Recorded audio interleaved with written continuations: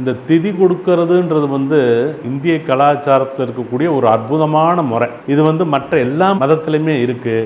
ஆனால் நம்ம இந்து மதத்தில் இருக்கக்கூடிய ஒரு அற்புதமான ஒரு விஷயம் என்னன்னு பார்த்தீங்கன்னா, ஒரு பாமர மக்கள் அதை எப்படி ஞாபகம் வச்சுக்கிடுவாங்கன்னு பார்த்தீங்கன்னா, முன்னோர் தவறுன அந்த தமிழ் தேதி அவங்களுக்கு வேறு நட்சத்திரம் தீதியெல்லாம் கண்டுபிடிக்க தெரியாது. அவங்களுக்கு தெரிஞ்சதெல்லாம் சித்திரை மாதம் 10ஆம் தேதி எங்கள் தாத்தா எங்கள் அப்பான்ற மாதிரி தவறிட்டாருன்ற மாதிரி சொல்கிறாங்க இல்லையா. அந்த நாளில் அவங்க வீட்லேயே வழிபட்டால் கூட போதுமானது. இந்த ஆங்கில தேதி எடுத்து செய்கிறதுன்றது தேவையே இல்லை. இதை விட இன்னொரு அற்புதமான முறை என்னன்னு பார்த்தீங்கன்னா, சாந்திரமான முறைன்னு ஒன்று இருக்குது. அந்த முறையில் பார்த்தீங்கன்னா அதில் தான் திதின்னு வரும். தாய் தப்பா இறந்த அன்னைக்கு சூரியனும் சந்திரனும் ஒரு நிலையில் இருந்திருப்பாங்க.